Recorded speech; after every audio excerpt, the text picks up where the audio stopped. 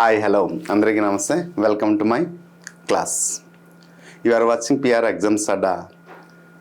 Now we are going to learn English grammar. అయితే English గ్రామర్లో ఒక పర్టికులర్ టాపిక్ మనం చదివితే మనం నేర్చుకున్న తర్వాత దాని నుంచి మనం ప్రిపేర్ అవుతున్నటువంటి ఎగ్జామినేషన్లో ఏ తరహాలో క్వశ్చన్స్ వస్తున్నాయి, ఏ స్టాండర్డ్లో క్వశ్చన్స్ వస్తున్నాయి, ఏ మోడల్లో క్వశ్చన్స్ వస్తున్నాయి, గతంలో ఎన్ని మోడల్లో క్వశ్చన్ రావడం జరిగింది, ఈ ప్రీవియస్ ఇయర్ క్వశ్చన్ స్టాండర్డ్ ఏంటి, మనం ప్రిపేర్ అవుతున్నటువంటి ప్రిపరేషన్ అనేది దానికి సరిపోతుందా, లేకపోతే మన ప్రిపరేషన్ అనేది ఇంకా పెంపొందించాలా, ఏ ఆన్లైన్ కోర్స్ అయితే బెస్ట్ అవుతుంది, ఏ ఆఫ్లైన్ కోర్స్ అయితే బెస్ట్ అవుతుంది, ఏ మెటీరియల్ చదివితే బాగుంటుంది, ఎలా మనం ప్రిపేర్ అయితే ప్రతి ఒక్క క్వశ్చన్కి ఎగ్జాక్ట్ ఆన్సర్ రాసి మనం ఎక్కువ మార్క్స్ పొందగలుగుతామని అనేక రకాలమైనటువంటి ఆలోచనలు.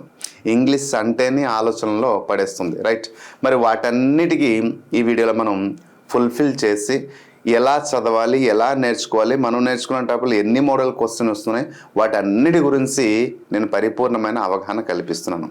Age a subject well known person. So English grammar book అయితే నేను రాయడం జరిగింది, త్వరలో రిలీజ్ అవ్వబోతుంది. సో దానికి సంబంధించినటువంటి ఏదైనా మనం ప్రిపేర్ అవుతున్నటువంటి ఎగ్జామినేషన్లో ఒక పర్టికులర్ టాపిక్ నుంచి క్వశ్చన్స్ ఎలా వస్తున్నాయి మనం క్లియర్గా తెలుసుకుందాం. So in this session we are going to know about the part of speech. So ఈ పార్ట్ నుంచి పార్ట్స్ ఆఫ్ స్పీచ్ నుంచి మనం తెలుసుకుంటాం.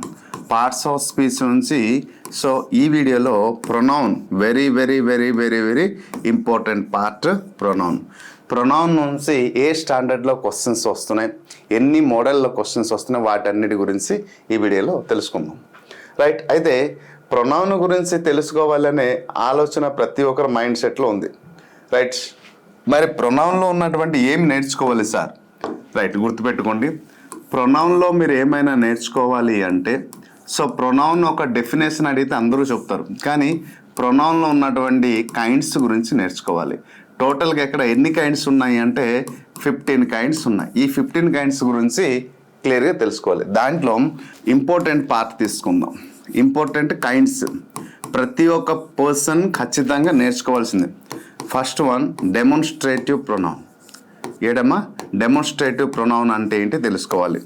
నెక్స్ట్ వన్ డిస్ట్రిబ్యూటివ్ ప్రొనౌన్ అనేది తెలుసుకోవాలి. మూడోది రిలేటివ్ ప్రొనౌన్ అంటే తెలుసుకోవాలి. Okay, relative pronoun. Okay, next reciprocal pronoun అంటే ఏంటి తెలుసుకోవాలి. రెసిప్రోకల్ ప్రొనౌన్ అంటే ఏంటి తెలుసుకోవాలి. నెక్స్ట్ ఇంకోటి ఏంటంటే ఇండెఫినిట్ ప్రొనౌన్ అంటే ఏంటో తెలుసుకోవాలి. నెక్స్ట్ వన్ ఇంట్రోగేటివ్ ప్రొనౌన్ అంటే ఏంటో తెలుసుకోవాలి. డిఫరెంట్ కాంపిటేటివ్ ఎగ్జామినేషన్లో మనం కైండ్స్ యొక్క వీటి గురించి కంప్లీట్ నాలెడ్జ్ మన దగ్గర ఉంటేనే మనం ఏదైనా ఒక కాంపిటేటివ్ ఎగ్జామినేషన్కి ఈజీగా రాయగలుగుతాం. అయితే ప్రతి ఒక్క పార్ట్లో ఈ కైండ్స్ గురించి మనం నేర్చుకోవాల్సింది definition.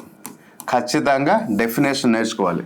So what is personal pronoun అంటే ఏంటి, ఇంపర్సనల్ ప్రొనౌన్ అంటే ఏంటి, రెసిప్రోకల్ ప్రొనౌన్ అంటే ఏంటి, రిఫ్లెక్సివ్ ప్రొనౌన్ అంటే దాని ఒక డెఫినేషన్తో పాటు నెక్స్ట్ రెండోది నేర్చుకోవాల్సింది కీవర్డ్స్.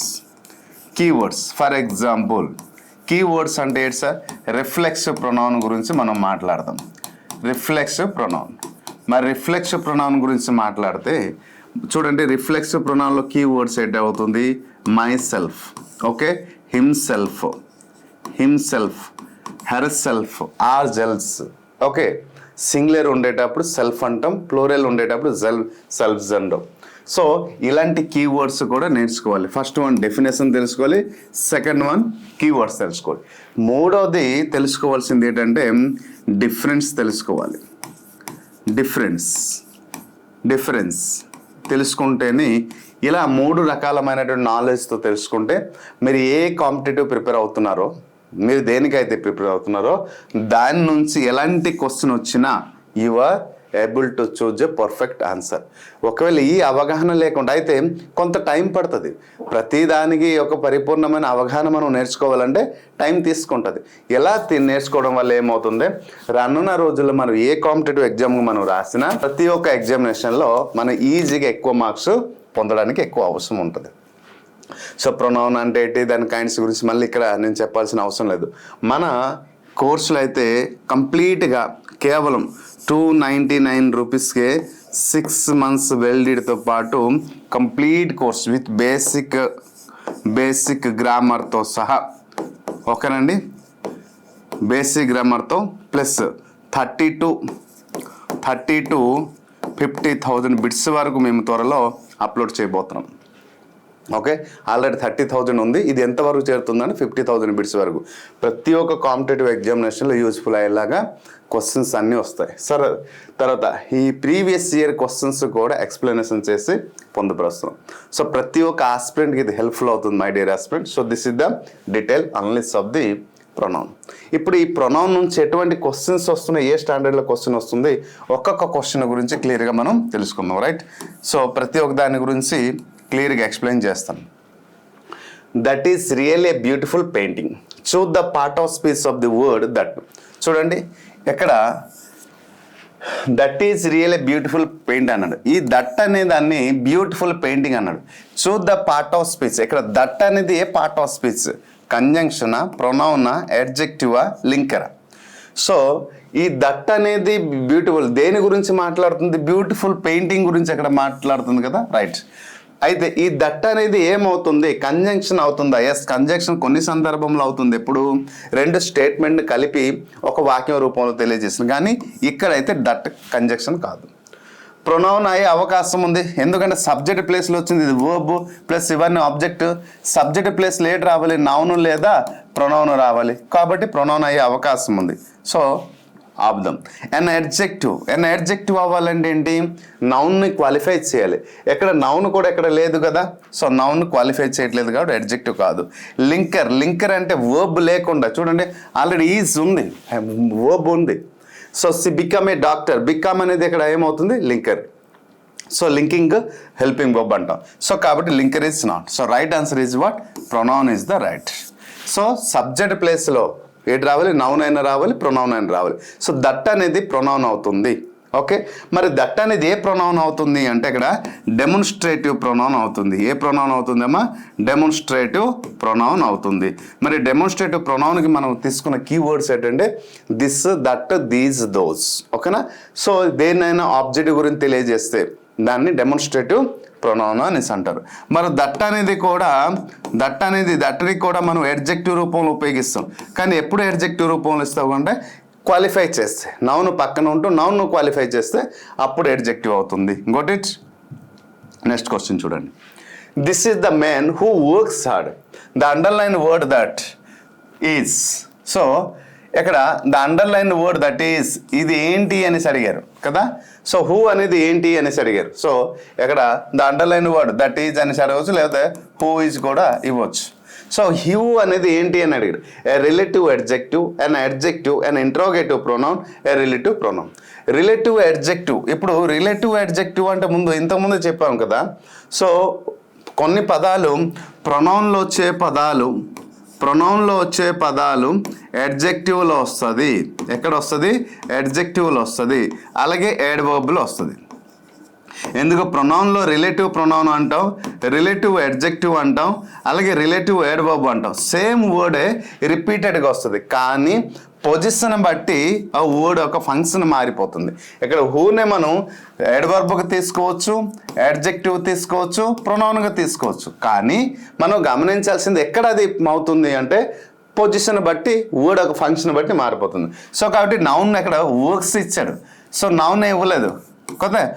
నౌన్ పక్కన నౌన్ క్వాలిఫై చేస్తే అడ్జెక్టివ్ అవుతుంది. కాబట్టి రిలేటివ్ అడ్జెక్టివ్ కాదు, అడ్జెక్టివ్ అయితే కాదు హూ అనేది. ఓకేనా? And interrogative pronoun.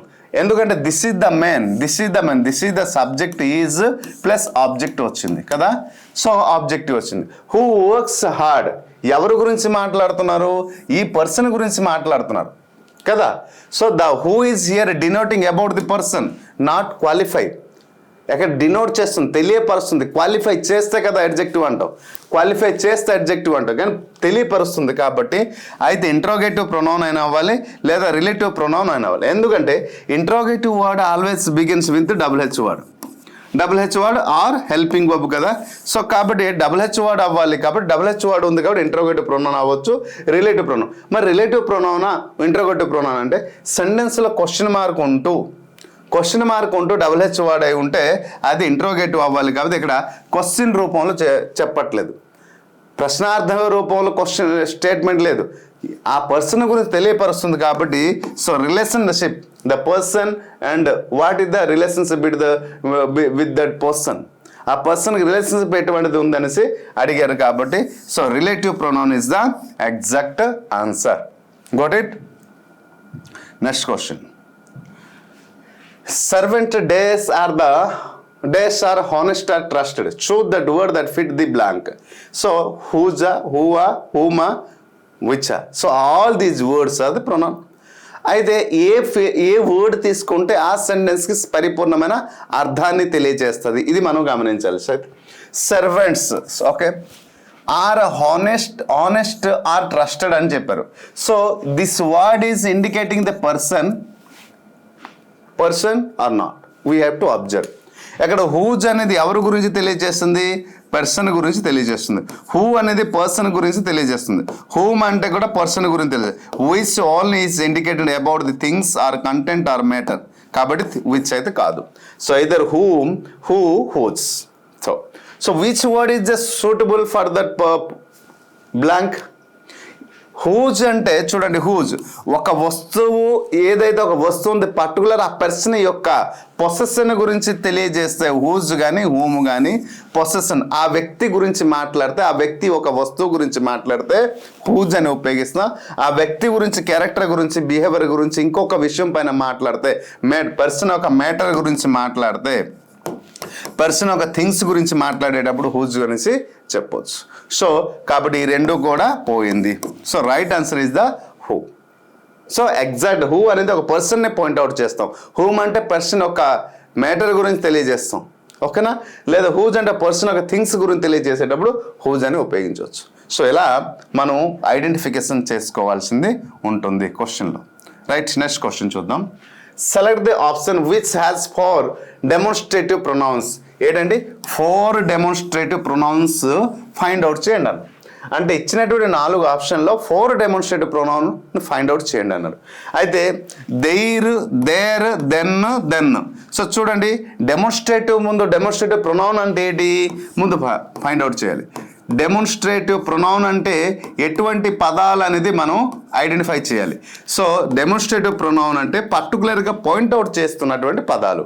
అంటే దిస్ కానీ, దట్ కానీ, దీస్ కానీ, దోజ్ కానీ, ఇటువంటి పదాలన్నీ కూడా మనం డెమోన్స్ట్రేటివ్ ప్రొనౌన్ అంటాం. అయితే ఎక్కడ దెయిర్ పర్సన్స్ ఒక, ఇది ప్రొనౌన్ కాదు దెయిర్ అనేది. సో దేర్ అనేది ప్లేస్ని సూచించింది కాబట్టి ఇది యాడ్వర్బ్ అయింది. సో దెయిర్ అనేది అడ్జెక్టివ్. ఓకే దెయిర్ అనేది. దెన్ అనేది మనం ఏం చెప్పవచ్చు, సో దెన్ ఇచ్చాడు, ఓకేనా. సో అక్కడ దిస్, దట్, దోజ్, దెయిర్ అని ఇచ్చి, దెయిర్ అంటే పర్సన్ని సూచిస్తుంది. దిస్, దేర్, సో ప్లేస్ని సూచించింది, పోయింది. This, these, that, those. So right answer this, that, these, those is. So ఇవి పర్టికులర్ని పాయింట్అవుట్ చేసినటువంటి పదాలు. దెయిర్ అనేది పర్టికులర్ పాయింట్అవుట్ చేయదు, ఓకేనా. సో అక్కడ దేర్ అనేది పర్టికులర్ పాయింట్అవుట్ చేయదు. ఎందుకు దేర్ అనేది తెలియచేయదు అంటే దేర్ అనేది ప్లేస్ని సూచిస్తుంది. I kept a book there is a book ఎలా మనం చెప్పొచ్చు.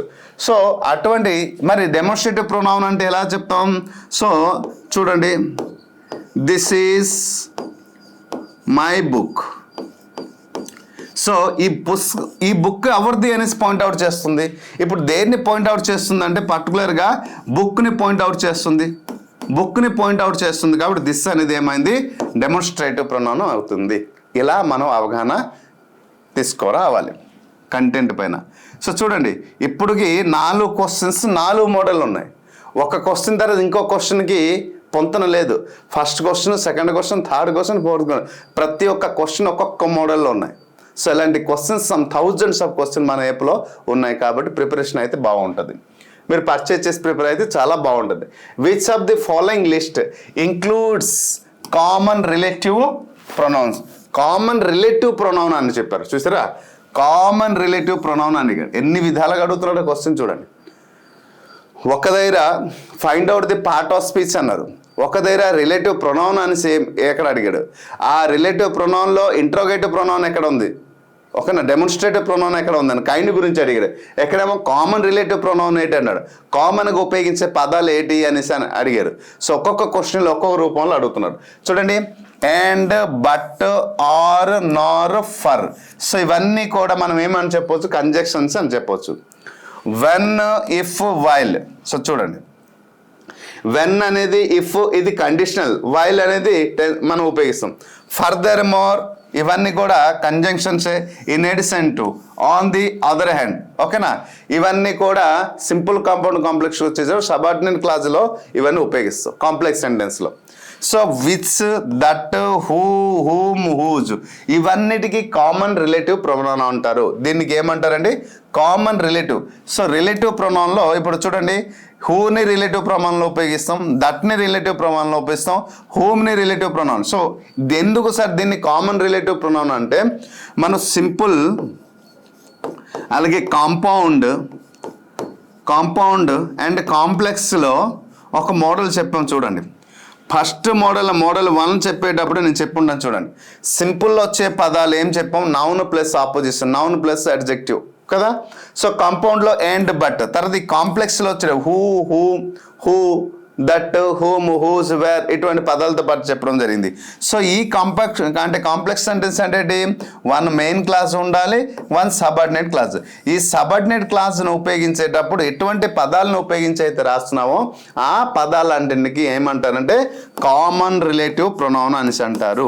ఏమంటారమ్మా, సబార్డినేట్ క్లాజులు ఉపయోగించడానికి. సో ఆ పదాలన్నీ కూడా దేన్ని సూచిస్తుంది అంటే రిలేటివ్ ప్రొనౌన్. సో ప్రతి ఒక్క దగ్గర ఇటువంటి కామన్గా ఉపయోగించినటువంటి పదాలు.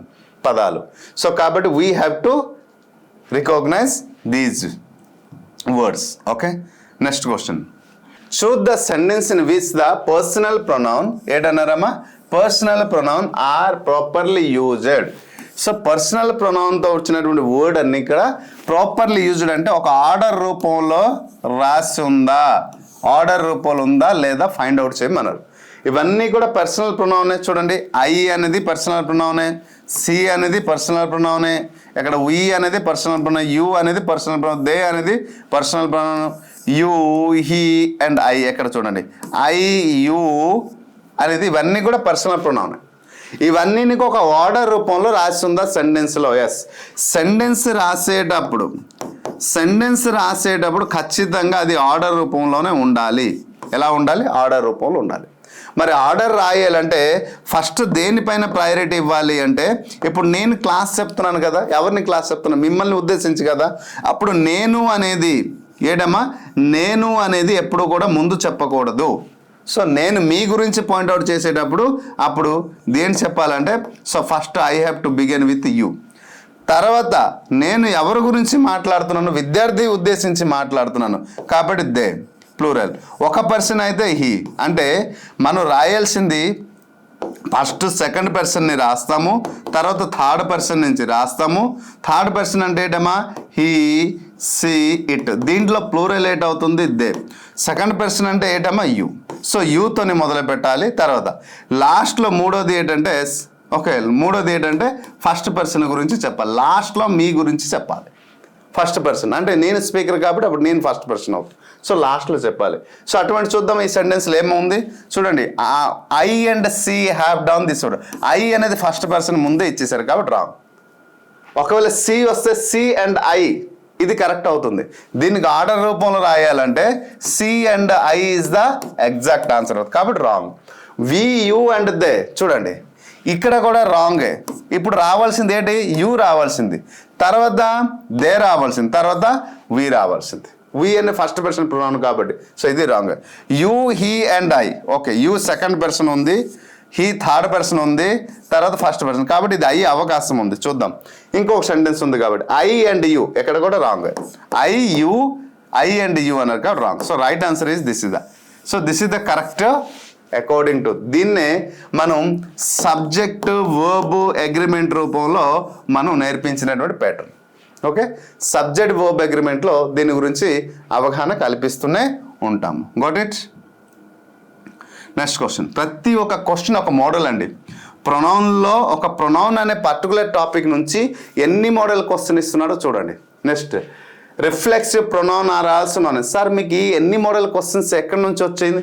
మీరు ప్రిపేర్ అవుతున్నటువంటి ఎస్ఎస్సి ఎగ్జామ్ కావచ్చు, టెట్ ఎగ్జామినేషన్ కావచ్చు, లేదా ఏపీపీఎస్సి కావచ్చు, లేదా ఏపీపీఎస్సి కావచ్చు, టీఎస్పిఎస్సి కావచ్చు.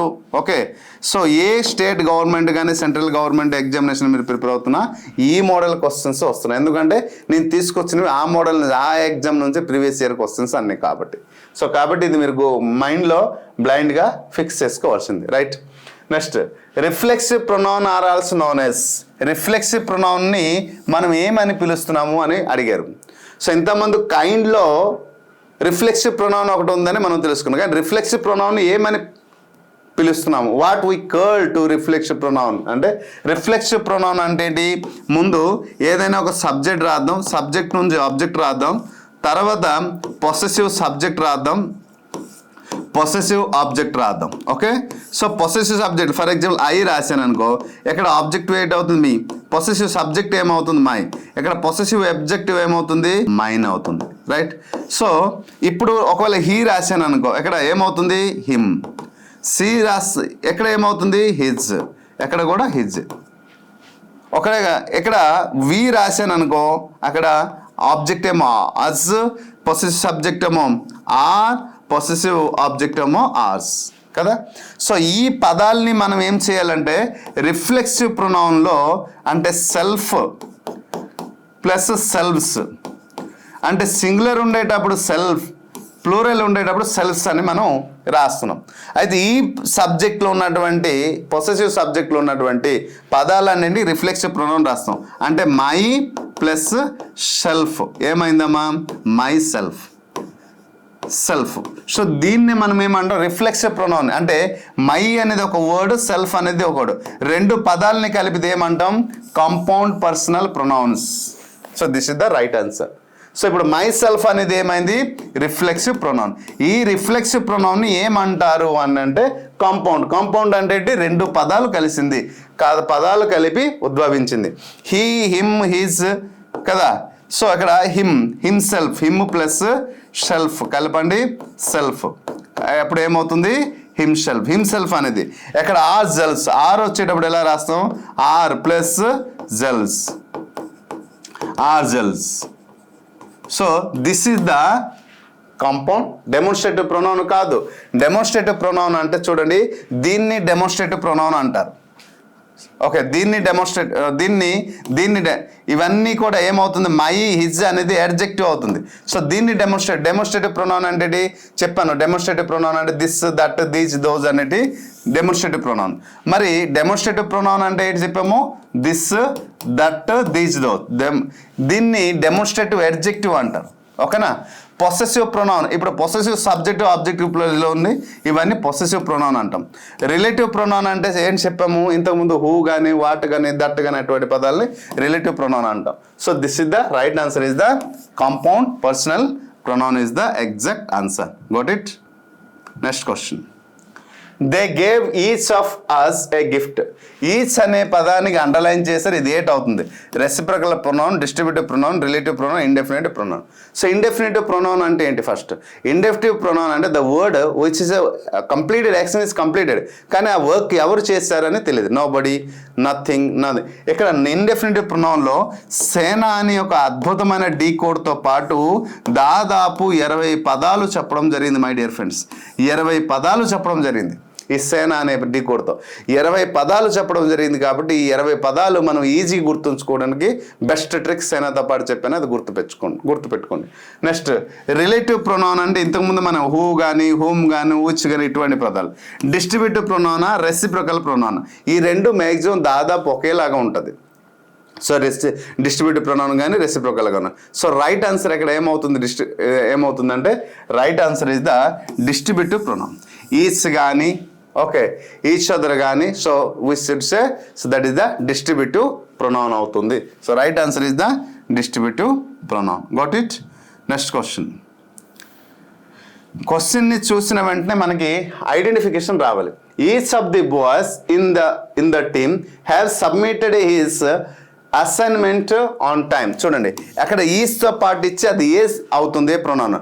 ఎక్కడ ఇచ్చినటువంటి దాంట్లో ఏమైనా ఎక్కడ ఏమన్నారు అదే ప్రొనౌన్ని తీసుకుని కామన్ ఎర్రర్ నుంచి రాయమన్నారు. ఇచ్చినటువంటి దాంట్లో ఏమైనా తప్పు ఉందా అనేసి అడిగారు. ఈచ్ ఆఫ్ ది బాయ్స్ ఇదొక పార్ట్, ఇన్ ద టీమ్ ఇదొక పార్ట్, హ్యావ్ ఇదొక పార్ట్. సో ఈ 3 పార్ట్లు ఏమైనా తప్పు ఉందా, మరి వీటి గురించి మాట్లాడలేదు. ఒకవేళ తప్పు ఉంటే దాన్ని ఐడెంటిఫై చేయండి, ఒకవేళ తప్పు లేకపోతే నో ఎర్రర్ అని చేయమని అన్నారు. So each of the boys అని చెప్పారు. సో ఇక్కడ చూడండి each of the boys. So right. So చూడండి ఇక్కడ ఒక క్లాస్ రూమ్లో అనేక మంది విద్యార్థులు కూర్చున్నారు. సో ఒక అబ్బాయిది బర్త్డే అయింది. ఈ బర్త్డేలో క్లాస్ రూమ్లో ఉన్న ప్రతి ఒక్క స్టూడెంట్కి ఏమి ఇస్తారు, చాక్లెట్ ఇవ్వడం జరుగుతుంది. So each of the boys come in a line take your chocolates okay అనేసి టీచర్ గారు అనేసి చేశారు. అంటే ఇక్కడ ఉన్నటువంటి అందరిలో ఒక్కొక్కరు రావాలి కదా లైన్లో కదా, అందరూ ఒకేసారి రమ్మని చెప్పలేదు, ఒక్కొక్కరు. సో ఉన్నటువంటి అందరూ ఎవరు ఉన్నారు, బాయ్స్. సో బాయ్స్ అనేది the plural. So right plural, ఎక్కడ ఎటువంటి తప్పులేదు. ఇన్ ద టీమ్ ఇది ఒక టీమ్ అనుకుందాం. అయితే అందరి గురించి మాట్లాడు ఈచ్ అనేది ఇక్కడ ఏమవుతుంది అంటే the word is indicating A singular. Word ఎక్కడ దేన్ని సూచిస్తుంది అంటే సింగులర్ని సూచిస్తుంది. కానీ హెల్పింగ్ వర్బ్ ఎక్కడ ఏంటి ఇచ్చాడు, ప్లూరల్ ఇచ్చాడు. కాబట్టి has is the right. Each of the boys in this team has submitted is the exact answer. ఓకేనా, ఈ అవగాహన మనకి రావాలి. చూడండి అదే వర్డ్ ఇచ్చి ప్రొనౌన్ ఏమని అడుగుతున్నాడు. చూడండి ప్రతి ఒక్క ఇప్పటి వరకు 10 క్వశ్చన్లు చెప్పాను. ఈ 10 క్వశ్చన్లో కదా 10 మోడల్ అడగడం జరిగింది. అది కామనర్. ఇదేమో సెంటెన్స్ ఇంప్రూవ్మెంట్ నుంచి ఇవ్వడం జరిగింది.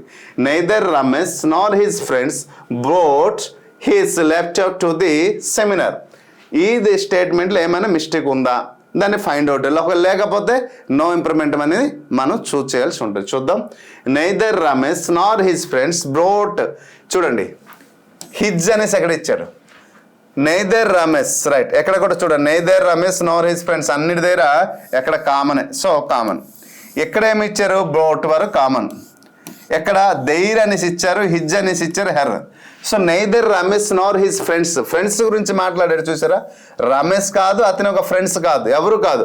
అంటే ఇక్కడ ప్లూరల్ గురించి మాట్లాడుతునేటప్పుడు పర్టికులర్గా ఇక్కడ ఏంటంటే సింగులర్గా ఇచ్చారు. సో రమేష్ తీసుకురాలేదు, ఫ్రెండ్స్ తీసుకురాలేదు, వారి యొక్క ల్యాప్టాప్, వారి యొక్క, అతని యొక్క కాదు, ఆమె యొక్క కాదు. So wrong. So this is the right answer. కాబట్టి స్టేట్మెంట్లో తప్పు ఉంది కాబట్టి నో ఇంప్రూవ్మెంట్ రాదు. ఈ అవగాహన మనకి రావాలి. ఇది వస్తే చాలు. జస్ట్ ప్రొనౌన్ నుంచి కూడా సెంటెన్స్ ఇంప్రూవ్మెంట్లో ఎలాంటి క్వశ్చన్స్ ఇచ్చారో మనం గమనించామా. ఈ ప్రొనౌన్ నుంచి చూడండి గ్రామటికల్ సెంటెన్స్ క్వశ్చన్లో ఇలా choose the correct sentence of the following statement, choose the grammatical correct sentence అన్నారు. ఇచ్చిన వాటిలో ఏమనేది కరెక్ట్ ఉందా. Everyone should bring, everyone should bring, everyone should bring, everyone should bring. Common. his or her laptop to the meeting, their laptop to the meeting, his laptop to the meeting, their own laptop to the meeting. ఇచ్చినట్టు 4 స్టేట్మెంట్లో ఎక్కడైనా every one should అన్నారు కదా, ప్రతి ఒక్కరు అని చెప్పారు. అక్కడ మనం గమనించాల్సింది అంటే ప్రతి ఒక్కరిని పాయింట్అవుట్ చేశారు. కాబట్టి every one should bring his or her laptop to the meeting. everyone should their అంటే ఎక్కడ everyone అనేది దే గురించి మాట్లాడుతుందా, లేదు కదా. దే గురించి they should bring their laptop, అప్పుడు రైట్ అవుతుంది. కాబట్టి ఇది తప్పు. everyone should bring his laptop. everyone అన్నారు. హిజ్ అంటే అతను ఓన్లీ పర్టికులర్ ఒక పర్సన్నే మేల్ని సూచిస్తుందా రాయడానికి హిజ్ అంటే, లేదు. everyone should bring their own laptop. ఇదే మనం మాట్లాడాం కదా, దేర్ ఓన్ ల్యాప్టాప్ అన్నారు. సో ఇక్కడ దే గురించి మనం మాట్లాడామా, లేదు కదా. సో కాబట్టి wrong. Everyone should bring his or her laptop to the meeting is the exact one. ఇలా గ్రామటికల్లో ఎక్కడైనా గ్రామర్ పరంగా మిస్టేక్ ఉందా దాన్ని ఫైండ్ అవుట్ చేయమన్నారు. సో 3 స్టేట్మెంట్లో మిస్టేక్స్ ఉంది, ఒక స్టేట్మెంట్లో కరెక్ట్ స్టేట్మెంట్ కాబట్టి దాన్ని ఫైండ్ అవుట్ చేసాం. కొన్ని సందర్భాల్లో ఏం అడుగుతున్నారంటే షుడ్ ది రాంగ్ సెంటెన్స్ అనేసి అడుగుతున్నారు. Question arrange the part of form of the correct పారాగ్రాఫ్లో రాయాలి. PQRSలో దీన్ని జంబల్డ్ సెంటెన్స్ అంటారు. దీన్ని ఏమంటారు, జంబల్డ్ సెంటెన్స్ అంటారు. When Sarah found the lost puppy, she immediately took it to the vet and it was hungry and cold, but she promised to take care of it until it was healthy again అని అడిగారు. ఈ 4 స్టేట్మెంట్లు కూడా గమనించాం. PQRS ఏది ముందు వస్తుంది అంటే ఇటువంటి స్టేట్మెంట్ని మనం గమనిస్తే సబ్జెక్ట్ వర్బ్ అగ్రిమెంట్ లేదా స్ట్రక్చర్ రూపంలో మనం వెళ్తే ఆన్సర్ ఈజీగా తెలిసిపోతుంది. సో దీంట్లో ఉన్నటువంటి దాంట్లో ముందు స్ట్రక్చర్ ఏది మనం ఫైండ్ అవుట్ చేయాలి. స్ట్రక్చర్ని కానీ ముందు ఫైండ్ అవుట్ చేస్తే ఈజీగా తెలిసిపోతుంది. చూడండి, so when Sarah found his lost, when తో ముందు రాయం కదా, she immediately took it to the vet. It was hungry and cold, but Sri promised to take care of it. Okay, when Sarah found, ఇప్పుడు ఇచ్చినటువంటి 4 స్టేట్మెంట్లో మనం క్లియర్గా గమనించాల్సింది ఏంటంటే first statement ఏంటి వస్తుంది, when Sarah. So this is ఇది తీసుకుందాం first P. When Sarah found the lost పప్పీని ఫౌండ్ చేసినప్పుడు తర్వాత నెక్స్ట్ ఏట్ అవుతుంది, ఇటు ఎవరి గురించి మాట్లాడుతుంది, ఇక్కడ పప్పీ గురించి మాట్లాడుతుంది కాబట్టి సో మనం పర్టికులర్ జెండర్ తెలియదు కాబట్టి ఇట్ మనం రాస్తాం కదా. సో ఇట్ ఎక్కడ ఉంది, ఇట్ హంగరీ అంటే పి తర్వాత ఏడు వస్తుంది, ఆర్ వస్తుంది. పి తర్వాత ఆర్ వచ్చింది. సో పిఆర్ ఎక్కడ ఉంది, సో పోయింది. సో బీసీ పోయింది. ఎక్కడ ఉంది పి, ఎక్కడ ఉంది R, right. Next what is the statement, దీనికి ఉన్న రిలేషన్ ఏంటి, పి తర్వాత ఆర్ తర్వాత. సో ఇప్పుడు మనం క్లియర్గా గమనించాల్సింది ఏంటంటే పప్పీ గురించి మాట్లాడి she immediately took it vet to the vet, but she promised అనేసి రాయాల. సో ఇప్పుడు ఇట్ వాస్ కోల్డ్ అని మనకి దానికి రిలేటెడ్ స్టేట్మెంట్ ఎక్కడ అర్థమైపోతుంది, సి ఇమీడియట్లీ. మనం ఏం రాయాలి, సి ఇమీడియట్లీ. కాబట్టి this is the right answer. అంటే క్యూ ముందు వస్తుంది. క్యూ ఎక్కడ ఉంది, క్యూ. సో రైట్ ఆన్సర్, ఇంకా మాట్లాడాల్సిన అవసరం లేదు. So this is the right answer. So immediately it to the vet. ఓకేనా. మిగిలిన లాస్ట్ స్టేట్మెంట్ దాని గురించి మాట్లాడాల్సిన అవసరం లేదు. సో ఈ జంబుల్డ్ సెంటెన్స్ని ఎలా మనం ఫైండ్ అవుట్ చేయాల్సి ఉంటుంది. నెక్స్ట్ ఇంకొక ఓడ్ 1 అవుట్ సెంటెన్స్ కూడా ఇవ్వడం జరుగుతుంది. ఈ ఓడ్ 1 అవుట్ సెంటెన్స్లో 4 సెంటెన్స్ ఇచ్చి 4 కూడా ఒక రిలేషన్ గురించి తెలియజేస్తారు, ఒకటేమో నాన్ రిలేటెడ్ గురించి తెలియజేస్తారు. మరి నాన్ రిలేటెడ్ ఏంటి అనేది మనం ఫైండ్ అవుట్ చేయాలి. ఇది మనకి కంప్లీట్ నాలెడ్జ్ ఉండాలి. The teacher praised the student for their performance. The baby cried because they were hungry. All of the participants shared their experience. The dog wagged its tail happily. ఇప్పుడు మనం బాగా గమనించాలి. The baby cried because they were hungry. So baby అంటే సింగులరా ప్లూరలా గమనించండి. The teacher praised the students for their, teacher students గురించి మాట్లాడారు కాబట్టి దేర్, ఇది రైట్. గ్రామటికల్లో ఎటువంటి మిస్టేక్ లేదు. The baby cried because they, చూడండి దే వేర్ అనేసి అన్నారు. అక్కడ బేబీ అనేది సింగులర్ కానీ ఇక్కడ యాక్చువల్లీ బికాజ్ ద బేబీ అనేది సింగులర్ కాబట్టి ఇక్కడ దే ఇస్ ద రాంగ్, మనకి మిస్టేక్ దొరికింది. ఇంకో స్టేట్మెంట్ చూద్దాం. All of the participants said their experience. All of the participants గురించి మాట్లాడారు కాబట్టి their is the right. The dog wagged its tail. Dog అంటే ఇక్కడ మనకి ఏం చెప్పారు కాబట్టి సింగులర్ గురించి చెప్పారు కాబట్టి its tail happily. So right. So right answer మనకి మొత్తం కూడా స్టేట్మెంట్లు అన్ని రైటే గ్రామటికల్, ఎక్కడ మాత్రం గ్రామటికల్ మిస్టేక్ అనిపించింది. So this is the odd one out చెప్పొచ్చు. It is also like a grammatical sentence లాగా ఉంటుంది, బట్ ఎక్కడ గ్రామటికల్ మిస్టేక్ ఉంది ఫైండ్. కొన్నిసార్లు ఏంటంటే 4 స్టేట్మెంట్లో 3 కూడా ప్రజెంట్ సింపుల్ టెన్స్ ఇచ్చేసి 3 స్టేట్మెంట్లు ప్రజెంట్ సింపుల్స్, ఒకటేమో పాస్ట్ సింపుల్ టెన్స్ ఇస్తాడు. అప్పుడు ఈ పాస్ట్ సింపుల్స్ని ఇది అక్కడ నుంచి తీయాల్సి ఉంటుంది. సో దాన్నే ఓడ్ 1 అవుట్ అంటారు. సో ఇప్పుడు చూసారా మై డియర్ ఫ్రెండ్స్, ప్రతి ఒక్క నేను తీసుకున్న 13 క్వశ్చన్లు కూడా దాదాపు ఇంకా 2 క్వశ్చన్లు మనం విడిచిపెట్టాం. అంటే ప్రతి ఒక్క పార్ట్ నుంచి 13 నుంచి 15 క్వశ్చన్స్ మనం తీసుకున్నాం. అన్నీ కూడా ఒక్కొక్క క్వశ్చన్ ఒక్కొక్క మోడల్లోనే వస్తుంది. సో ఈ మోడల్స్ అన్నీ కానీ మీరు నేర్చుకోగలిగితే రేపు మీరు ఏ కాంపిటేటివ్ ఎగ్జామ్ ప్రిపేర్ అయినా మీరు ఈజీగా మార్క్స్. మరి ఈ మోడల్ క్వశ్చన్స్ అన్నీ కూడా మీ దగ్గర ఏప్లో ఉన్నాయి సార్ అంటే కంప్లీట్ కోర్స్ ఉంటూ so chapter wise practice bits కూడా ఉన్నాయి, చాప్టర్ వైజ్ అలా మోడల్ వైజ్ క్వశ్చన్స్ ఉన్నాయి, ప్రతి ఒక్క మోడల్ క్వశ్చన్స్ ఉన్నాయి కాబట్టి ప్రతి ఒక్క ఆస్పిరెంట్కి హెల్ప్ఫుల్ అవుతుంది. So please go and by immediately my course and it will helpful for your bright future. So అంతకంటే మరి నేను చెప్పను, గ్రామర్ నేర్చుకోవాలి బేసిక్ నాలెడ్జ్ నుంచి అని పరితపిస్తున్న ప్రతి ఒక్క ఆస్పిరెంట్కి అయితే బిట్ మిస్ అయ్యే ప్రసక్తి అయితే లేదు. I hope you understand clearly. So this is the best helpful to all the aspirants. I hope you understand clearly. So, ఈ వీడియో మరికొంతమంది షేర్ చేస్తారని ఆశిస్తున్నాను. Thank you, one and all the aspirants.